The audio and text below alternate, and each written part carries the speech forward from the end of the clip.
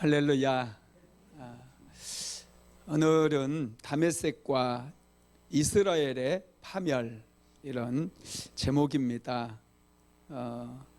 계속 이사야서 말씀이 주는 메시지는 경고, 심판, 파멸, 이런 메시지예요. 그러다 보니까 말씀을 전하는 저도 상당히 힘들어요. 야, 이거 맨날 이렇게 다른 나라이긴 하지만 이 바벨론의 우리가 또 파멸에 대해서도 보고 아수르의 멸망, 이런 아수르에 대한 경고, 이런 말씀들을 우리가 쭉 묵상했잖아요. 그런데 오늘 또 이 다메섹과 이스라엘의 파멸, 이런 말씀으로 말씀을 전하려고 하니까 하여튼 저도 좀 힘들고 듣는 분들도 좀 힘들 줄로 압니다. 그렇지만은 하나님께서 이 시대에 우리에게 주신 말씀이에요. 그래서 우리가 편안하게 살고는 있지만 이런 하나님의 경고의 메시지, 또 심판의 메시지를 들을 때 다시 한번 우리의 신앙을 돌아보게 되어지고 점검하고 빗나가 있으면 다시 바르게 조율할 수 있게 됩니다. 오늘 본문의 배경을 먼저 말씀드리면은 이 다메섹과 이스라엘의 파멸에 대한 말씀을 하시는데, 이 말씀은 왜 하게 되었고 이 말씀의 배경에는 어떤 사건이 있었는가, 그걸 좀 알아야 돼요. 이미 제가 몇 차례에 걸쳐서 말씀을 드린 내용입니다. 아수르가 디글라빌레셋 왕이 3세가 이제 왕으로 등장을 하면서 이 지중해 연안 쪽으로 이 서진을 계속해 왔다, 그런 말씀을 드렸어요. 그러다 보니까 이 서쪽을 향해서 지중해 해변을 통해서 애국까지 점령하려고 하는 그런 야심을 가지고 밀고 내려오는 거예요. 그러니까 가장 아수르와 경계선에 있었던 아람과 북왕국 이스라엘, 그 다음에 지중해 연안의 페니키아라든지 이 비블로스, 이런 나라들이 굉장한 위기의식을 느꼈어요. 그래서 아람 왕 르신과 그때 당시 북왕국의 왕은 베가 왕이었어요. 이 아람 왕 르신과 북왕국의 베가 왕이 서로 만나서 반아수르 동맹을 체결을 합니다. 그러면서 이 페니키아라든지 블레셋이라든지 이런 나라들을 전부 끌어들여 가지고 우리 혼자 힘으로는 막을 수가 없으니까 한번 모두가 똘똘 뭉쳐 가지고 아수르의 이 서진 정책을 막아보자, 이렇게 서로 얘기가 돼서 동맹을 맺은 거예요. 아람, 북왕국, 페니키아, 블레셋은 반아수르 동맹에 가입을 합니다. 그런데 당시 남왕국 유다의 아하스 왕은 반아수르 동맹에 가입하지 않아요. 한번 생각해 보니까 이 작은 나라들 아무리 여러 개가 동맹을 맺어서 아수르의 공격을 막아낸다 할지라도 이건 안 되겠는 거예요. 그래서 자신은 반아수르 동맹에 가담하지 않고 친아수르 정책을 펴겠다 하고 오히려 아수르에 사신을 보내고 많은 조공을 먼저 갖다 바쳐버립니다. 그러니까 이것에 대해서 굉장히 화가 난 나라가 북왕국 이스라엘의 베가 왕과 남왕국 아람의 이 르신 왕이 아주 화가 나버렸어요. 그래서 이런 나쁜 하면서 하면서 굉장히 불쾌한 거죠. 그래서 이제 둘이서 만나가지고 우리가 손 좀 봐주자, 남왕국 유다 저것들 손 좀 봐주자, 그냥 놔두면 우리 동맹이 완전히 깨질 수 있다. 그래가지고 이 아람 왕과 북왕국의 베가 왕이 동맹을 맺어서 남왕국 유다를 쳐들어옵니다. 그래서 예루살렘만 좀 남기고 유다의 대부분의 성읍들을 완전히 그냥 무너뜨리고 파괴하고 불태우고 무려 20만 명이나 되는 사람들을 북왕국 이스라엘 나라로 포로로 끌고 갔잖아요. 이런 역사적인 사건이 있었어요.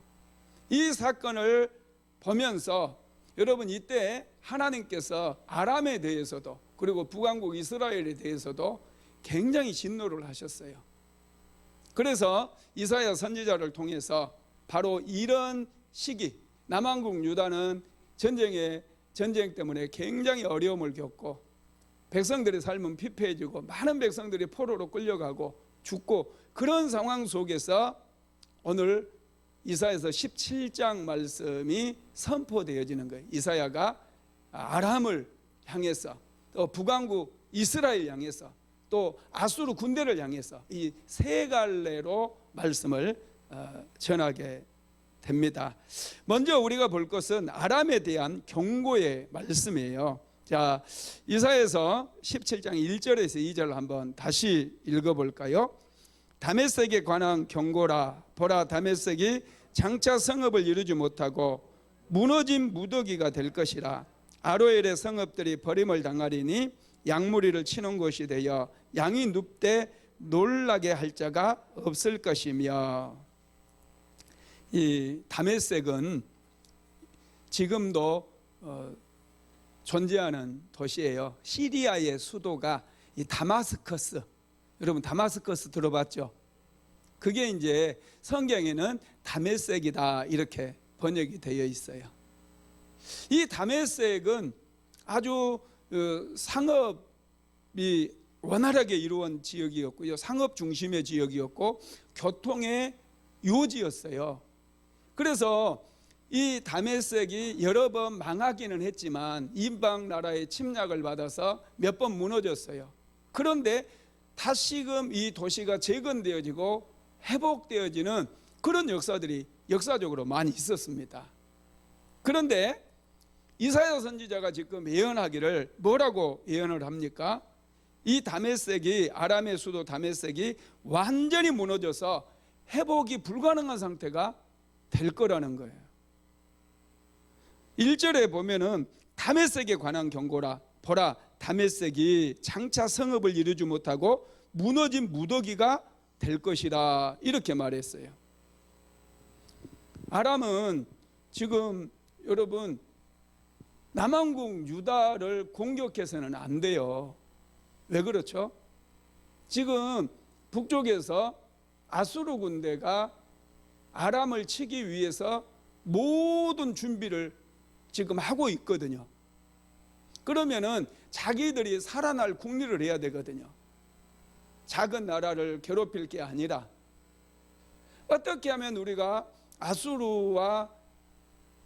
아수르의 공격에서 살아남을 것인가.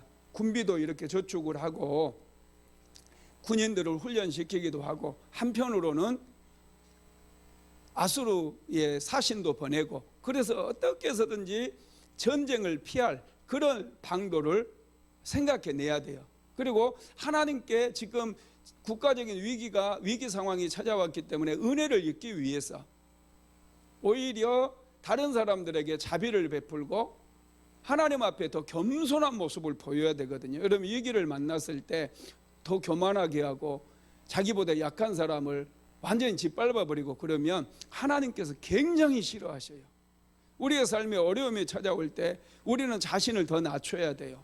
그리고 어떻게 하면 하나님께 은혜를 입을까, 그런 고민이 필요해요.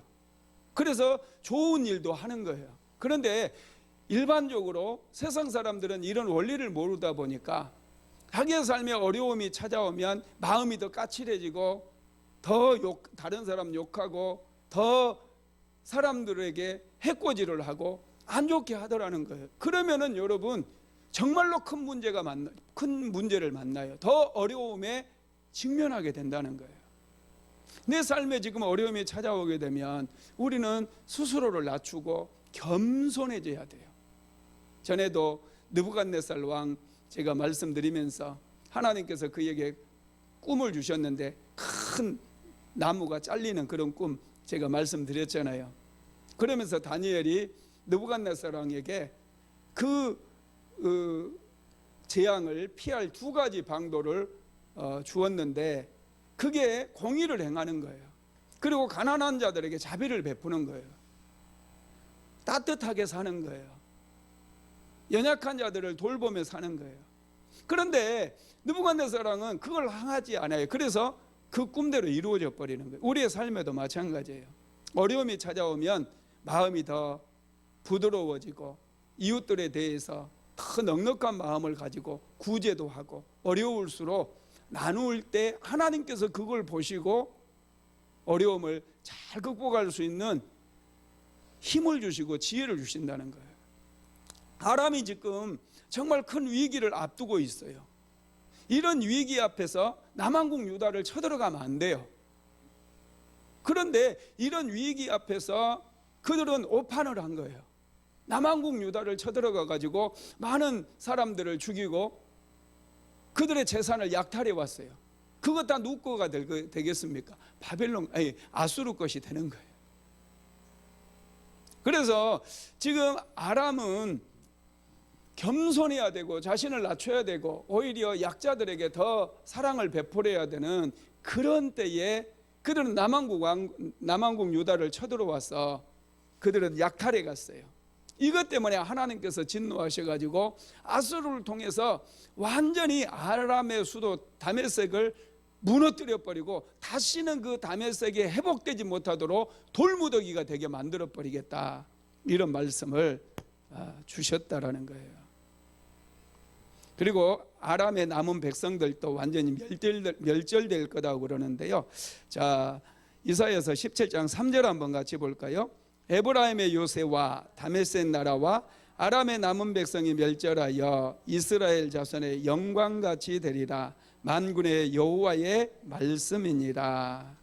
에브라임의 요새는 북왕국 이스라엘의 성읍들을 말합니다. 이 북왕국 이스라엘의 성읍들과 또 아람의 남은 백성들이 전부 하나님의 심판을 받아서 무너져 버릴 수밖에 없다는 거죠. 이 두 나라가 망해서 이제 두 나라가 망하면 하나님의 영광이 나타난다, 그런 말씀입니다. 하나님께서 행하신 일이기 때문에. 북왕국 이스라엘이나 아람은 그들이 가장 소중하게 여겼던 게 뭐냐 하면 물질과 또 군대의 힘이었어요. 그런데 더 큰 군대가 밀고 내려오니까 그들이 가진 것은 아무것도 아니었던 거죠.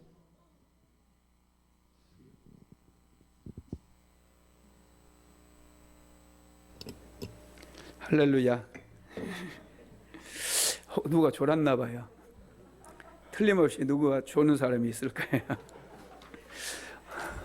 깜짝 놀란 사람. 두 번째로는 이 북왕국 이스라엘에 대한 심판의 말씀인데요. 자, 이사야서 17장 4절에서 11절까지 한번 같이 읽어볼까요? 그날에 야곱의 영광이 쇠하고 그의 살찐 몸이 파리하리니 마치 추수하는 자가 곡식을 거두어 가지고 그의 손으로 이삭을 벤 것 같고 르바인 골짜기에서 이삭을 주운 것 같으리라. 그러나 그 안에 주울 것이 남으리니 감람나무를 흔들 때에 가장 높은 가지 꼭대기에 과일 2-3개가 남겠고 무성한 나무의 가장 먼 가지에 4-5개가 남은 같으리라. 이스라엘의 하나님 여호와의 말씀이니라. 그날에 사람이 자기를 지으신 이를 바라보겠으며 그의 눈이 이스라엘의 거룩하신 이를 뵙겠고 자기 손으로 만든 제단을 바라보지 아니하며 자기 손가락으로 지은 아세라와 태양상을 보지 아니할 것이며 그날에 그 견고한 성읍들이 옛적에 이스라엘 자손 앞에서 버림받은 숲풀 속의 초소와 작은 산꼭대기의 초소 같아서 황폐하리니 이는 내가 내 구원의 하나님을 잊어버리며 내 능력의 반석을 마음에 두지 아니한 까닭이라. 그러므로 내가 기뻐하는 나무를 심으며 이방의 나무까지도 이종하는도다. 내가 심는 날에 울타리를 두르고 아침에 내 씨가 잘 발육되도록 하였으나 근심과 심한 슬픔의 날에 농작물이 없어지리라. 아멘. 다메섹, 아람과 다메섹에 대한 심판의 메시지는 굉장히 짧아요. 1절에서 3절까지 딱 끝나버려요. 그런데 북왕국 이스라엘에 대한 심판을 말씀하실 때 굉장히 길고 상세하게 말씀을 합니다. 여러분, 북왕국 이스라엘은 더더욱 남왕국 유다를 쳐들어오면 안 되거든요. 그것도 전혀 다른 이방인들과 손을 잡아가지고 남왕국 유다를 쳐들어온 것은 하나님께서 정말 여러분 싫어하는 그런 일이었어요. 그래서 하나님께서 북왕국 이스라엘이 무엇을 잘못했는지 깨닫게 하기 위해서 어떻게 그들을 심판하고 그들을 파멸시킬 것인지를 아주 천천히, 아주 단호하게, 아주 상세하게 그렇게 묘사를 하고 있어요. 특별히 4절에서 11절까지를 보면은 반복되어지는 한 단어가 나옵니다. 여러분, 그 단어가 뭐 같아요? 한번 찾아보세요. 4절에서 11절 사이에 뭐가 나와요? 반복되는 단어. 그날이 나오죠. 그날. 그날이 몇 번 나와요? 그날에 3번 나옵니다. 3번이나 반복이 되어져요. 이 그날이 여러분 무슨 날일까요? 이 그날에 대해서 3번이나 반복을 하면서 그날이 오면 하면서 그 날이 오면은 무슨 일이 일어날 것인지를 자세하게 설명을 하고 있어요. 제가 고등학교 때 아주 충격을 받으면서 읽었던 시가 하나가 있는데 그 시가 시문이라고 하는 분이 쓴 그날이 오면이라고 하는 시예요. 그날이 오면 삼각선이 춤을 추고 막 그런 그 시가 있어요. 이 한강물이 넘실대고 막 이런. 그리고 중간에 보면은요, 그날이 오면 종로의 인경을 내 머리로 들이받아 그 종을 북을 울리겠다는 거예요. 그러면서 내 두개골이 뽀개져도 나는 즐거워한다는 거예요. 그날이 오면. 이게 굉장히 무서워요. 그리고 이 이연에 보면은 그날이 오면 아주 잘 드는 칼로 자기의 가죽을 벗겨서 북을 만들어 둥둥둥둥 가장 앞장서서 둥둥둥둥 울리겠다. 그런 무시무시한 시가 있어요. 엄청 충격을 받았는데 시몬은 도대체 이 그날에 오기만 하면 자기의 모든 것을 다 바쳐서 기뻐하고 사실은 그 날을 즐기겠다는 얘기거든요. 여러분, 시몬이 말하는 그날은 이 대한민국의 독립을 얘기를 합니다. 그러면 여기 이사야서에서 말하는 이 그날, 여러분 이 그날은 어떤 날일까요? 여러분들에게도 그날이 있죠, 그죠? 저도 군대가 이제 결정되고요, 영장을 받고 나서 군대 가기가 싫은 거예요. 그 날이 점점 다가오더라고요. 군대 가기가 싫으니까 제가 어떤 생각을 했냐면 김일성이는 왜 가만히 있는 거야? 전쟁이라도 좀 났으면 좋겠어요. 도망가게. 군대 정말 가기 싫었거든요. 이 그날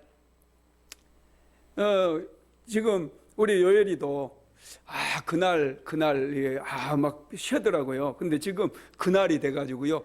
지금 어제부터 오늘까지, 오늘 또 내일은 쉬고 모레 글피까지 시험을 봐요. 저녁 7시까지 봐요. 무시무시한 시험을 지금. 이 그날, 또 어떤 분들은 이제 그날이 아주 좋은 날이기 때문에 기다리지 않겠어요? 결혼식 날을 딱 날 받아놓고 이제 손꼽아 기다리는 그날, 그죠? 결혼식 날 혹시 기다려본 분이 있어요? 안 기다렸다고? 여러분, 그날이 있어요. 우리는 그날을 이제 보통 기념일로 정하는 날들도 있습니다. 여러분들 생일 딱 기억해서 지키잖아요. 그게 그날인 거예요. 그리고 또 결혼 기념일 잘 지키죠, 그죠? 나는 잘 안 지키는데 결혼 기념일 같은 거 딱 정해놓고 그날. 요즘 애들은 우리 만난 지 100일 됐어 뭐 이런 것까지 하더라고요. 100일 된 그날을 위해서 장미꽃 백송이 막 준비하고. 이 그날 이스라엘 백성들은 출애굽에서 그들이 하나님의 은혜로 이제 애굽의 종살이에서 해방된 그날이 있잖아요. 그날을 하나님께서 기념해서 절기로 지키라고 그랬어요. 그게 6월절이잖아요. 또 시내산에서 율법을 받았던 그날이 있어요. 그날도 오순절이잖아요. 지키라고 그랬어요. 광야 40년 동안 그들이 하나님의 보호하심과 은혜로 살아남았잖아요. 그날을 기억하라고 그랬어요. 그게 초막절이에요. 이 그날. 그런데 여기서 말하는 그날은 이 좋은 날이 아니에요. 그날은 멸망의 때, 이스라엘을 하나님께서 심판하시는 바로 그날이라는 거예요. 여러분, 그런데 저와 여러분들에게도요, 그날이 있어요. 예수님이 오시는, 다시 오시는 그날은 여러분, 이제는 예수님께서 다시 오신다고 그랬잖아요. 그 날을 우리는 기다려야 돼요. 그날은 세상 사람들에게는 심판의 날이지만은 우리 믿음의 백성들에게는 이건 구원의 날이고 은혜의 날이고 축복의 날인 거예요. 이스라엘 백성들에게 여러분 이 그날이 있어요. 이 그날은 이사야 선지자가 말씀하고 있는 이 그날, 3번이나 반복했던 그날은 여러분 심판의 날이라는 것이죠. 그래서 오늘 본문에서 이 말하는 미래의 어느 시점에 그날이 찾아온다는 거예요. 그것은 심판의 날인데 그날은 어떤 일이 일어날 것이냐. 첫째는요, 그날에 야곱의 영광이 새하게 될 것이다 그랬어요. 4절에서 6절 한번 다시 읽어봅니다. 그날에 야곱의 영광이 새하고 그의 살찐 몸이 파리하리니 마치 추수하는 자가 곡식을 거두어 가지고 그의 손으로 이삭을 벤 것 같고 르바인 골짜기에서 이삭을 주운 것 같으리라. 그러나 그 안에 주울 것이 남으리니 감람나무를 흔들 때에 가장 높은 가지 꼭대기에 과일 2-3개가 남은 것 같겠고 무성한 나무의 가장 먼 가지에 4-5개가 남은 것 같으리라. 이스라엘의 하나님 여호와의 말씀이니라. 야곱의 영광이 새한다는 것은 북왕국 이스라엘이 아수르에 의해서 완전히 멸망한다, 이런 말씀이에요. 어느 정도로 망해버리느냐 하면 추수할 그런 밭에 여러분 이 추수를 다 끝나고 나면은 이제 싹 걷어가 버리잖아요. 그러면 그 밭에 이제 이삭 몇 개가 떨어져 있거든요. 혹시 이삭 줍기 해보셨어요? 저는 초등학교 다닐 때 이삭 줍기 맨날 다녔어요. 아버지가 시켜서. 왜 남의 집 이삭까지 주워 오라고 했는지 지금도 이해가 안 돼요. 좀 큰 생각을 품게 하고 좀 크게 우리 아버지가 놀았으면 내가 세계적인 입지적인 인물이 됐을 텐데 이삭이나 주우러 보내니까 이게 인생이 잘 되겠습니까? 여러분 절대 자녀들에게 이삭이나 챙기라고 시키지 마십시오. 좀 큰 꿈을 꾸게 하고 큰 비전을 붙잡게 해야지. 하여튼 이삭을 주우러 다녀보니까요, 추수하고 남은 밭에는 여러분 몇 개 안 떨어져 있어요. 몇 개, 아무리 하루 종일 다녀도요 몇 개 못 주워요. 그 정도로 지금 북왕국 이스라엘이 아수리의 침략을 받아서 망해버리는데 사람들이 그렇게 찾아다니기가 찾기가 어려울 정도로 사람이 이 북왕국 이스라엘의 성읍에서 사라져 버린다는 거. 왜 사라지겠어요? 전쟁터에서 죽기도 하고 포로로 끌려가 버리기 때문에 정말 사람이 희귀한 거예요. 천연기념물이 되는 거예요. 여러분, 또 그 열매를 따고 난 그 이 감람나무처럼 될 것이라 그랬어요. 감람나무도 추수할 때 이제 밑에 바닥에 깔고 막 흔든대요. 흔들면은 다 떨어지고 제 맨 꼭대기에 있는 건 몇 개만 남는데요. 하나님께서 아수르를 보내서 북왕국 이스라엘을 심판해 버리니까 북왕국 이스라엘의 많은 사람들이 다 그냥 떨어지고 죽고 끌려가 가지고 몇 사람만 이 이스라엘 땅에 남아 있는 그런 모습들을 보여주고 있습니다. 그다음에 두 번째로는 그날에 이 심판의 날에는요 참 죄악을 깨닫고 회개하는 사람들이 있을 거다, 이런 예언도 말씀을 해요. 자, 7절에서 8절 한번 읽어볼까요? 그날에 사람이 자기를 지으신 이를 바라보겠으며 그의 눈이 이스라엘의 거룩하신 일을 뵙겠고 자기 손으로 만든 제단을 바라보지 아니하며 자기 손가락으로 지은 아세라나 태양상을 보지 아니할 것이며. 여러분, 고난을 당하고 아수르의 침략을 받아서 백성들이 엄청나게 고통을 당하잖아요. 가족이 죽고 포로로 끌려가는 그런 상황 속에서 그들이 이사야 선지자의 말씀을 이건 그 때가 지금 되기 전에 선포하는 말씀이거든요. 이 말씀을 생각하지 않겠습니까? 그래서 그동안 자기들이 믿었던 그 신들, 북왕국 이스라엘은 바알을, 또 아세라를, 또 페니키아에서 들어왔던 그 태양신을 열심히 섬겼거든요. 그 바알이 자기들에게 은혜를 주고 자기들을 지켜주고 풍요를 가져다 준다고 생각해서 부지런히 그런 신을 섬겼어요. 그런데 어려움을 만났을 때 바알이나 아세라나 태양상이 그들을 지켜주지 않았잖아요. 그러니까 그들을 쳐다보지도 아니하고 이제 그날에 자기를 지으신 하나님을 보게 된다는 거예요. 그들이 하나님 앞에 돌아오게 되고 하나님을 생각하는 그런 사람들이 생긴다라는 것이죠. 세 번째로 그날에는 에브라임의 견고한 성읍들이 다 황폐될 거라고 그랬는데요. 자, 이사야서 17장 9절 한번 읽어봅니다.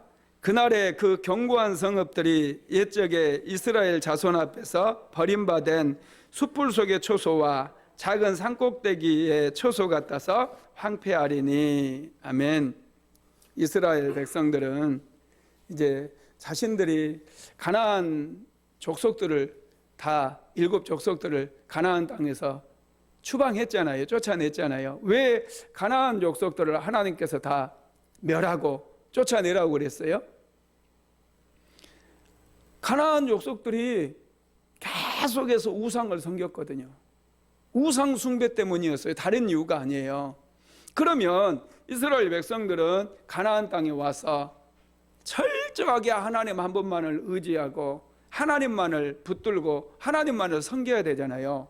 그런데 가나안 사람들 중에 남아있는 그 사람들이 이제 자기들의 그동안 섬겼던 그 바알신, 아세라신 이런 것들을 섬기면서 이렇게 해야지 곡식이 잘 되고 이렇게 제사를 드리고 해야지 이 많은 농작물 수확을 얻을 수 있다. 그렇게 얘기하다 보니까 그대로 바알신을 섬기는 거예요. 아세라신을 섬기고 태양신을 섬기는 거예요. 그래서 여러분 이제는 어떻게 돼요? 하나님을 그들이 떠나버리니까 이제 하나님께서는 가나안 족속들을 가나안 땅에서 쫓아내버린 것처럼 이스라엘 백성들도 이제 완전히 멸망하게 하고 그 땅에서 뽑아내버리시겠다는 거예요. 그래서 실제로 여러분 북왕국 이스라엘은 기원전 722년에 아수르 왕 살마네셀 5세에 의해서 완전히 멸망을 당해버려요. 그리고 살마네셀 5세의 뒤를 이어서 사르곤 2세가 아수르 왕이 되는데 사르곤 2세가 이 이스라엘 땅에 살고 있었던 이스라엘 백성들을 전부 아수르 땅으로 그리고 주변 땅으로 다 끌고 가가지고 그곳에 살아가게 만들어버리는 거예요. 그 땅에서 다 뽑아내버렸어요. 그 이유를 지금 이사야 선지자가 앞으로 그런 일이 될 것인데 그 원인이 되는 게 너희들이 온전히 하나님만을 섬겨야 되는데 그렇게 하라고 우상을 섬겼던 가나안 족속들을 다 뽑아내버렸는데 너희들이 지금 가나안 땅에 들어와서 우상만을 섬기고 있다는 거예요. 그것을 말씀을 하고 있는 것이죠. 그러면서 이사야 선지자는요 북왕국 이스라엘이 망한 이유에 대해서 또 얘기하는데요. 그게 그 원인이 되는 거예요. 심판을 받을 수밖에 없는 원인이 되었던 게 이사야서 17장 10절에서 11절까지 나와 있어요. 같이 읽어봅니다.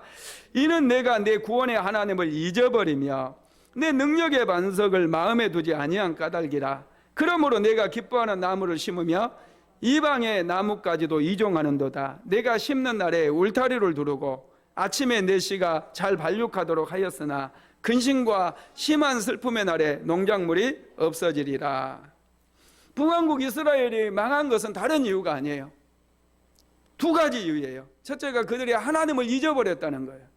하나님을 잊어버렸어요. 그러다 보니까 하나님을 섬기지 않고 하나님을 예배하지 않고 그들이 우상을 섬기게 된 거예요. 그래서 두 번째가 우상을 섬겼기 때문이라고 그러는데, 여기 10절에도 보면은 이는 내가 내 구원의 하나님을 잊어버리며 그랬잖아요. 그리고 내 능력의 반석을 마음에 두지 않았대요. 하나님을 마음에 두지 않았다는 거예요. 그리고 그러므로 내가 기뻐하는 나무를 심으며 그랬어요. 기뻐하는 나무가 뭐예요? 우상을 얘기하는 거예요. 이 가나안 땅에 본래 있었던 그런 우상들을 계속해서 섬겼을 뿐만 아니라 이방 나무의 가지도 이종해 왔대요. 이 페니키아의 신까지 가져와 가지고 또 아람의 신들까지 가져와 가지고 그 신들까지 그들이 심었다라는 거예요. 그래서 하나님께서 뭐라고 그래요? 아침에 내 씨가 잘 발육하도록 하였으나 근심과 심한 슬픔의 날에 농작물이 없어지리라, 이렇게 말씀합니다. 그동안 이 우상이 자기들에게 풍요한 삶을 선물했고 농사가 잘 되게 했고 그렇게 한 줄로만 알았는데 그게 아니었던 거예요. 이스라엘 백성들에게 정말로 은혜를 주셨고 그들의 농작물을 돌봐주셨던 분은 하나님이셨다는 거예요. 그동안 하나님께서 계속해서 참으셨지만은 이제 그들이 도저히 넘지 말아야 될, 절대로 넘지 말아야 될 그런 선을 넘어버리니까 하나님께서 그들을 먼저, 거의 200년이나 먼저, 여러분, 북왕국 이스라엘이 먼저 망해버립니다. 남왕국 유다보다 훨씬 먼저 망해요. 북왕국 이스라엘은 722년에, 기원전 722년에 망하고 남왕국 유다는 586년에 이 바벨론 나라에 의해서 망하게 되거든요. 200년 정도를 더 나라가 유지가 되었다라는 것이죠. 하나님께서는요, 이렇게 하나님을 마음에 두지 않는 사람, 자기 힘으로 그리고 우상의 힘으로 살아가려고 하는 사람들에게는 이제 결국에는 하나님께서 심판을 하셔요. 그래서 잘 될 수가 없다라는 것이죠. 그래서 11절에 보면 근심과 슬픔의 날에 농작물이 없어지리라, 이런 말씀까지 하고 있습니다. 그 다음에 이제 세 번째로 아수르 군대에 대해서 하나님께서 책망을 하시는 게 12절에서 14절까지 기록이 되어 있어요. 같이 읽어볼까요? 슬프다 많은 민족이 소동하였으되 바다 파도가 치는 소리같이 그들이 소동하였고 열방이 충돌하였으되 큰 물이 몰려간 같이 그들도 충돌하였도다. 열방이 충돌하기를 많은 물이 몰려온 같이 하나 주께서 그들을 꾸짖으시니 그들이 멀리 도망한 같이 산에서 겨가 바람 앞에 흩어진 같겠고 폭풍 앞에 떠도는 티끌 같을 것이라. 보라, 저녁에 두려움을 당하고 아침이 오기 전에 그들이 없어졌나니 이는 우리를 노력하는 자들의 몫이요 우리를 강탈한 자들의 보응이라. 아멘. 아수르의 군대가 바다의 파도처럼 강력한 힘을 가졌다는 거예요. 그런데 이 말씀을 보면은 여러분, 이 아수르 군대가 열방을 충돌하기를 막 그러거든요. 거침없이 그들이 밀고 내려오는 거예요. 아수르 군대는 너무나 강력했고 또 많은 민족들을 끌어모아 가지고 군대를 조직했어요. 그러다 보니까 이 군대가 숫자도 많았고요. 또 잘 훈련시켜 가지고 잘 훈련된 그런 병사들이었어요. 이 아수르의 군대가 성난 파도처럼 이렇게 돌진해 오고 그들은 거칠 게 없었습니다. 질풍노도처럼 막 밀고 내려오는 거예요. 단숨에 아람을 다 무너뜨리고 또 다메섹을 무너뜨려 버려요. 그리고 지중해 해안 국가들, 그때 당시에 페니키아라든지 또 블레셋이라든지 파죽지세로 그냥 밀어 쓸고 지나가 버려요. 그리고 북왕국 이스라엘도 금세 망해버립니다. 그러다 보니까 아수르 군대뿐만 아니라 아수르 왕이 굉장히 교만해지는 거예요. 그래서 그 아수르 군대와 이 아수르 왕에 대해서 하나님께서 그들을 책망을 하시는데 아수르 왕을 벌하시겠다는 거죠. 13절에 보면 열방이 충돌하기를 많은 물에 몰려온 같이 하나 주께서 그들을 꾸짖으시니 그들이 멀리 도망함이 산의 겨가 바람에 흩어진 것 같겠고 폭풍 앞에 떠도는 티끌 같을 것이라 이렇게 말씀합니다. 하나님께서 그들을 꾸짖는다는 거예요. 하나님 앞에서는 그들이 여러분 이 쌀겨 여러분 옛날에는 이 방앗간에 이 절구통에 쌀을 찢기도 하고 그랬잖아요. 그때는 이게 이 껍질하고 나다를 분리하기 위해서 이렇게 이제 막 바람에 날리고 그랬거든요. 이 왕겨처럼 이 알맹이를 빠뜨린 그 알개처럼 다 날아가 버릴 거다는 거예요. 그들이 아무리 잘난 체하고 힘이 세도 그들은 여러분 계속해서 하나님께서 우리에게 주신 메시지는 뭐예요? 아수르는 하나님의 진노의 막대기에 불과하다는 거예요. 그들은 교만해서는 안 돼요. 자기들이 하나님의 심부름꾼이라고 생각해야지 자기들이 주권자가 돼가지고 자기 임의로 막 이 나라 저 나라 쳐들어 다니면서 완전히 다 무너뜨려 놓으면 안 된다는 거예요. 그런데 그들은 너무 기세가 등등해가지고 거칠 게 없어요. 다 무너뜨리고 다니는 거예요. 그래서 하나님께서 이 아수르 군대에게 아주 치명적인 말씀을 주시는데요. 그 말씀이 뭡니까? 14절에 나와 있어요. 같이 읽어봅시다. 보라, 저녁에 두려움을 당하고 아침 전에 그들이 없어졌나니 이는 우리를 노력한 자의 분깃이요 우리를 강탈한 자의 보응이니라. 아멘. 저녁에는 사람들을 막 두렵게 하고 그랬지만 아침 전에 그들이 다 사라져 버린대요. 여러분 이 말씀을 볼 때 생각나는 말씀이 있지 않습니까? 실제로 남왕국 유다를 쳐들어왔던 아수르 군대 사네립 왕이 18만 5천 명이나 되는 군대로 예루살렘을 완전히 포위를 했잖아요. 그런데 하나님께서 하룻밤 사이에 그들을 쳐버리니까 어떻게 됐어요? 하룻밤 사이에 아수르 군대 18만 5천 명이 송장이 돼버렸어요. 다 죽어버렸어요. 바로 그 말씀을 지금 예언해 놓은 거예요. 이런 일이 일어나기 전에, 이런 일이 있기 전에 이사야 선지자가 아침 전에 그들이 없어져 버린다는 거예요. 하나님께서 그들을 쳐버리니까 18만 5천 명 그 많은 무리들이 티끌처럼 많았던 그 무리들이 다 사라져 버린다는 거예요. 그래서 이사야서 37장 36절에 실제로 성취가 되는데요. 같이 읽어봅시다. 여호와의 사자가 나가서 아수르 진중에서 18만 5천 명을 쳤으므로 아침에 일찍이 일어나 본즉 시체뿐이니라. 아멘. 밤에는 이런 두려움이 있다 할지라도 아침이 오기 전에 하나님께서 다 정리를 해버려요. 저와 여러분도 마찬가지예요. 인생에 어려운 일들이 찾아오고 고통스러운 일들이 찾아와서 밤에 잠도 못 자고 그렇게 두려워 떨 때 있잖아요. 우리가 하나님만을 의지하고 기도하면 하나님께서 아침 전에 이런 문제 싸그리 처리해버리고 다 해결해주는 그런 역사들이 실제로 일어난다는 거 믿으시기를 바랍니다. 말씀을 마무리하겠습니다. 우리는 하나님 앞에서 언제나 겸손해야 함을 우리는 이 이사야서 말씀을 통해서 배워야 돼요. 우리가 어려움을 당할 때 지금은 모두가 국가적인 어려움을 다 당하고 있어요. 코로나19 때문에 모두가 힘들어요. 이럴 때 화가 나고 짜증이 나도 이럴 때 그리스도인의 진가가 나와야 돼요. 이럴 때 오히려 자신을 더 낮추고 사람들에게 더 사랑을 베풀고 인애를 베풀고 이럴 때 나도 힘들고 모두가 힘든 이럴 때 더 남들을 도와주고 그렇게 하게 되면은 하나님께서 우리에게 은혜를 베풀어 준다는 거예요.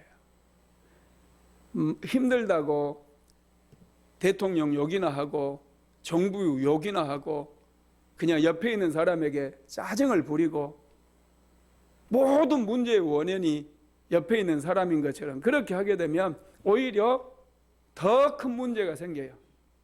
지금 아람과 북왕국 이스라엘은 남왕국 유다가 자기들을 치려고 한 게 아니잖아요. 지금 이 아수르가 밀고 내려오는 그런 상황에서 왜 남왕국 유다를 공격하느냐는 거예요. 이게 하나님께 굉장한 진노를 사게 되어서 그들은 완전히 망하게 되어버리고 아람은 돌무더기처럼 버려진 도시가 되어버릴 거다. 이 다메섹은 그렇게 이사야 선지자는 말씀하고 있어요. 북왕국 이스라엘 역시도 백성들이 포로로 끌려가 버리고 도시는 사람을 찾아보기가 힘들 정도로 정말 적은 무리들만 사는 그런 도시가 되어버린다는 것이죠. 그래서 여러분, 이런 어려움의 시기, 이 코로나 바이러스로 인해서 모두가 어려운 이런 시기는 항상 우리가 이 어려움의 때에 더 사랑을 베풀고 더 따뜻한 말로 위로해주고 격려해주고 그렇게 살아야 된다는 거, 이게 우리에게 주시는 메시지가 아닌가 싶습니다. 그래서 우리는 이런 말씀을 듣고 자신을 돌아보면서 나보다 더 힘든 이웃들을 사랑으로 품고 기도해 줄 뿐만 아니라 그들을 도울 수 있으면 돕는 그런 삶을 살아야 될 줄로 믿습니다.